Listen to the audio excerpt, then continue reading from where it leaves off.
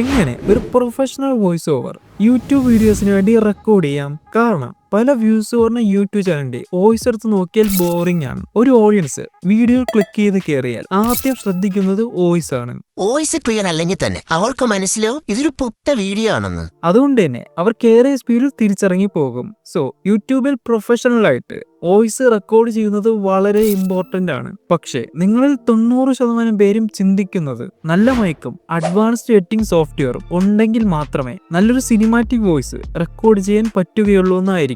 പക്ഷെ ഇങ്ങനെ ചിന്തിക്കുന്നത് വളരെ തെറ്റാണ്. കാരണം ഞാൻ പറയുന്ന ഈ ചെറിയ കാര്യങ്ങൾ അപ്ലൈ ചെയ്താൽ തന്നെ ബാക്ക്ഗ്രൗണ്ട് വോയിസ് ഒന്നും ഇല്ലാത്ത സ്മൂത്ത് ആൻഡ് ക്രിസ്പ് വോയിസ് നിങ്ങൾക്കും കിട്ടും. നിങ്ങൾ ആദ്യം ചിന്തിച്ചത് better mike equal to better audio എന്നായിരിക്കും. പക്ഷേ ഈ ധാരണ വളരെ തെറ്റാണ്. നിങ്ങളുടെ മൊബൈൽ ഫോണിലെ ബിൽഡിൻ മൈക്ക് യൂസ് ചെയ്തുകൊണ്ട് തന്നെ നല്ല ഹൈ ക്വാളിറ്റി വോയിസ് റെക്കോർഡ് ചെയ്യാൻ കഴിയും. കാരണം തുടക്കത്തിൽ എന്റെ 3 വീഡിയോസ് ഞാൻ എന്റെ ഫോണിലെ ബിൽഡിൻ മൈക്ക് യൂസ് ചെയ്താണ് റെക്കോർഡ് ചെയ്തത്. പക്ഷെ ഒരു ചീപ്പായിട്ടുള്ള ഒരു മൈക്ക് വാങ്ങിക്കുന്നത് യാതൊരു തെറ്റുമില്ല. കാരണം അതിനുശേഷം ഞാനും ഒരു ചീപ്പായിട്ടുള്ള ഒരു മൈക്ക് വാങ്ങിയിട്ടുണ്ടായിരുന്നു, ബോയ BY-M1. ഇത് വളരെ ചീപ്പാണ്. അതും കൂടെ തന്നെ പലരുടെയും ആദ്യത്തെ മൈക്ക് ഇതൊക്കെ ആയിരിക്കും. സോ നിങ്ങളൊരു ബിഗിനർ ആണെങ്കിൽ നിങ്ങൾക്കും ഡെഫിനറ്റ്ലി ഇതുപോലത്തെ ഒരു ചീപ്പ് മൈക്ക് കൊണ്ട് സ്റ്റാർട്ട് ചെയ്യാം. പക്ഷേ ഇത് ഭയങ്കരമായിട്ടുള്ള കിടിലൻ പെർഫോമൻസ് ഒന്നും തരുമെന്ന് വിചാരിക്കരുത്. ബേസിക്കലി ഒരു മൈക്കിന്റെ കർത്തവ്യം എന്താണോ അത് ഈ മൈക്കിലൂടെ നിറവേറ്റാൻ കഴിയും. ഇനി മൊബൈൽ ഫോണിലും PC-യിലും റെക്കോർഡ് ചെയ്യാൻ ഏത് സോഫ്റ്റ്വെയർ ആണ് നല്ലത്? മൊബൈലിലാണെങ്കിൽ നിങ്ങൾക്ക് റെക് ഫോർജർ 2 ഉപയോഗിക്കാം, അല്ലെങ്കിൽ PC-യിലാണെങ്കിൽ ഒഡാസിറ്റി എന്ന് പറയുന്ന ഈ ഫ്രീ ടൂളും നിങ്ങൾക്ക് യൂസ് ചെയ്യാം. അങ്ങനെ നമ്മുടെ സോഫ്റ്റ്വെയർസും എക്യുപ്മെന്റ്സ് എല്ലാം റെഡി ആയിട്ടുണ്ട്. ഇനി വോയിസ് റെക്കോർഡ് ചെയ്യാൻ വേണ്ടിയിട്ട് ഒരു പെർഫെക്റ്റ് എൻവയോൺമെന്റ് കണ്ടുപിടിക്കണം. കാരണം നല്ലൊരു സ്ഥലം കണ്ടെത്തിയില്ലെങ്കിൽ വോയിസ് മുഴുവൻ എക്കോയും നോയ്സും കൊണ്ട് നിറഞ്ഞു ബോറിംഗായി മാറും. ബാക്ക്ഗ്രൗണ്ട് നോയ്സ് ഒക്കെ വേണമെങ്കിൽ നമുക്ക് എഡിറ്റിംഗ് റിമൂവ് ചെയ്ത് കളയാം. പക്ഷേ കൂടുതൽ റിമൂവ് ചെയ്യും തോറും നമ്മുടെ വോയിസിന്റെ ക്വാളിറ്റിയും കുറയുന്നതാണ്. അതുകൊണ്ട് തന്നെ മാക്സിമം ബാക്ക്ഗ്രൗണ്ട് നോയ്സ് നമുക്ക് കുറയ്ക്കാൻ നോക്കണം. അതിനു വേണ്ടിയിട്ട് നിങ്ങൾ റെക്കോർഡ് ചെയ്യുന്ന സമയത്ത് വിൻഡോസും ഡോർസും ക്ലോസ് ചെയ്തെന്ന് ഉറപ്പുവരുത്തുക. ഫാൻ ഓൺ ആണെങ്കിൽ അതും ഓഫ് ആക്കുക. വോയിസ് റെക്കോർഡ് ചെയ്യാൻ വേണ്ടിയിട്ട് ബെസ്റ്റ് ടൈം എന്ന് പറയുന്നത് ഏർലി മോർണിംഗും നൈറ്റുമാണ്. ഈ സമയങ്ങളിൽ കമ്പാരിറ്റീവ്ലി ശബ്ദം വളരെ കുറവായിരിക്കും. പിന്നെ പകൽ സമയത്താണെങ്കിൽ പട്ടി, കോഴി, കാക്ക, പശു ഇതിന്റെ സൗണ്ട് വരുന്നുണ്ടെങ്കിൽ രാത്രി തന്നെയാണ് ബെസ്റ്റ് ടൈം. ഇനി നമുക്ക് റെക്കോർഡ് ചെയ്യുമ്പോൾ എക്കോ കുറയ്ക്കണം. പല വോയിസിനെയും ബോറിംഗ് ആക്കുന്ന മറ്റൊരു സാധനമാണ് എക്കോ. ഇത് കുറയ്ക്കാൻ വേണ്ടിയിട്ട് നിങ്ങളുടെ റൂമിൽ എന്തെങ്കിലുമൊക്കെ ഒബ്ജക്ട്സ് ആഡ് ചെയ്യാൻ നോക്കുക. കാരണം റൂം എംപ്റ്റി ആണെങ്കിൽ എക്കോ കൂടുകയേ ഉള്ളൂ. അതേസമയം എന്തെങ്കിലും ഒബ്ജക്ട്സ് റൂമിലുണ്ടെങ്കിൽ നമ്മുടെ സൗണ്ടിനെ പതിയെ അത് ഒബ്സർവ് ചെയ്യും. നിങ്ങൾ പണ്ടൊക്കെ തിയേറ്ററിൽ പോകുമ്പോൾ മുകളിലും ചെവരിലൊക്കെ തെർമാക്കോൾ ഒട്ടിച്ചത് കാണാൻ കഴിയും. ഇതെന്തുകൊണ്ടെന്ന് വെച്ചാൽ ഈ എക്കോ ഒക്കെ കുറയ്ക്കാനായിരുന്നു. ഇപ്പോഴത്തെ പല ക്രിയേറ്റേഴ്സിന്റെ റൂമിൽ നോക്കിയാൽ അക്വാസ്റ്റിക് സൗണ്ട് പാനൽസ് നിങ്ങൾക്ക് കാണാൻ കഴിയും. പക്ഷേ ഒരു പ്രൊഫഷണൽ വോയിസ് റെക്കോർഡ് ചെയ്യാൻ വേണ്ടിയിട്ട് ഇതൊരു ഇമ്പോർട്ടന്റ് ഫാക്ടർ അല്ല. അതും കൂടെ തന്നെ റെക്കോർഡ് ചെയ്യാൻ സെലക്ട് ചെയ്യുമ്പോൾ ഒരു ചെറിയ റൂം നോക്കി സെലക്ട് ചെയ്യുക. ഈ നിങ്ങൾക്കുള്ള ഒരു സംശയമായിരിക്കും, നിന്നുകൊണ്ടാണോ ഇരുന്നുകൊണ്ടാണോ വോയിസ് റെക്കോർഡ് ചെയ്യേണ്ടത്?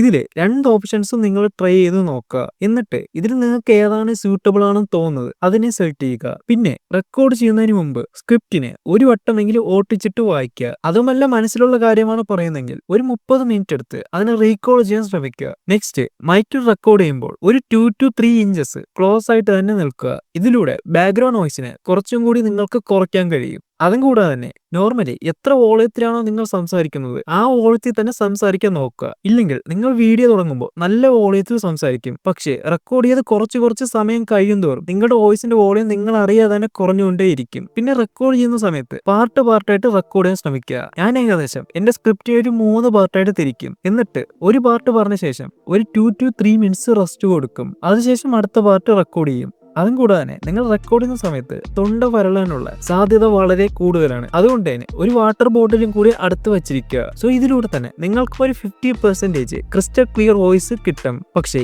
ഇനിയും നെക്സ്റ്റ് ലെവലിലോട്ട് പോകണമെങ്കിൽ ഈ കാര്യം കൂടി നിങ്ങൾ ചെയ്യേണ്ടി വരും. അതായത് നിങ്ങൾ സംസാരിക്കുന്ന രീതി എത്ര അഡ്വാൻസ്ഡ് എഡിറ്റിംഗ് സോഫ്റ്റ്വെയർ ഉണ്ടെന്ന് പറഞ്ഞാലും ഈ കാര്യങ്ങൾ ശ്രദ്ധിച്ചില്ലെങ്കിൽ നിങ്ങൾക്ക് ഒരിക്കലും ഒരു പ്രൊഫഷണൽ വോയിസ് കിട്ടത്തില്ല.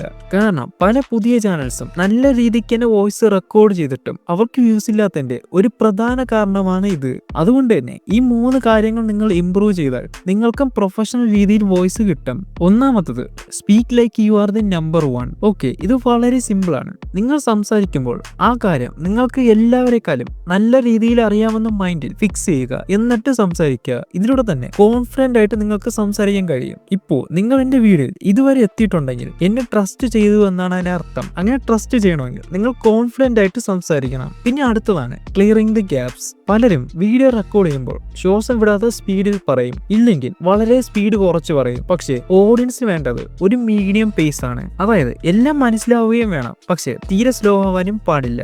ഇതിന് ഞാൻ യൂസ് ചെയ്യുന്ന ഒരു ട്രിക്ക് പറഞ്ഞുതരാം. ഇതിന്റെ അടുത്ത് പലരും ചോദിച്ചിട്ടുള്ള ഒരു സീക്രട്ട് ആയിരുന്നു, എങ്ങനെ ഇത്ര സ്പീഡിൽ സംസാരിക്കാൻ പറ്റുന്നുണ്ടെന്ന്. ഇവിടെ എന്റെ വോയിസിൽ നോക്കിയാൽ നിങ്ങൾക്ക് കുറെ ഗ്യാപ്സ് കാണാൻ കഴിയും. സോ നിങ്ങൾ വോയിസ് എഡിറ്റ് ചെയ്യുന്ന സമയത്ത് ഈ ഗ്യാപ്സിനെല്ലാം കട്ട് ചെയ്ത് കളയുക, എന്നിട്ട് ആ വോയിസിനെ ചേർത്ത് വെക്കുക. ഇതിലൂടെ തന്നെ നിങ്ങൾക്കും ഒരു മീഡിയം പേസ്ഡ് വോയിസ് കിട്ടുന്നതാണ്. മൂന്നാമത്തത്, എംഫസൈസ് ദി വേർഡ്. ഞാൻ ചില ഇമ്പോർട്ടന്റ് വാക്കുകൾ പറയുമ്പോൾ കുറച്ച് ഊന്നൽ കൊടുത്ത് പറയാറുണ്ട്.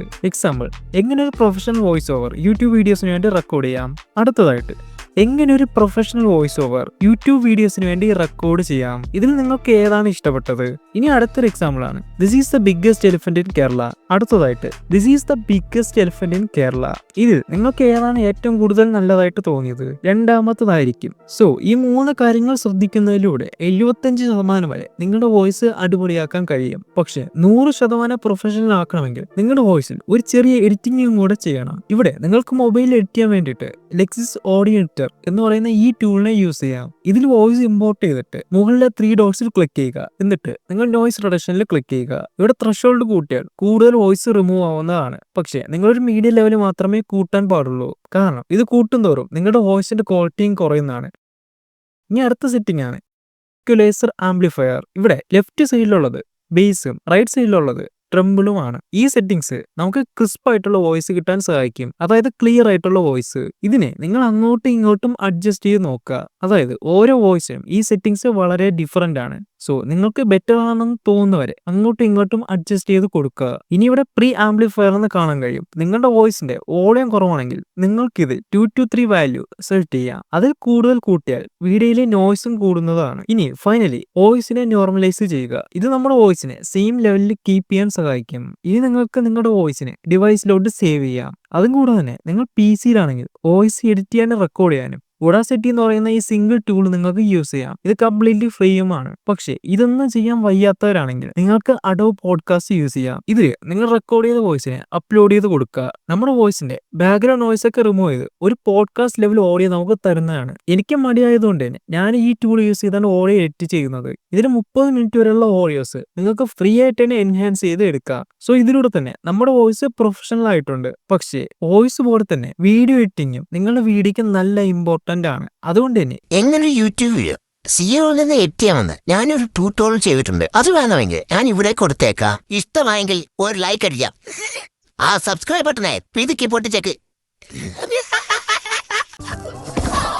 എന്താണ് നോക്കണേ? പോയി വീഡിയോ കാണു പിള്ളേരെ.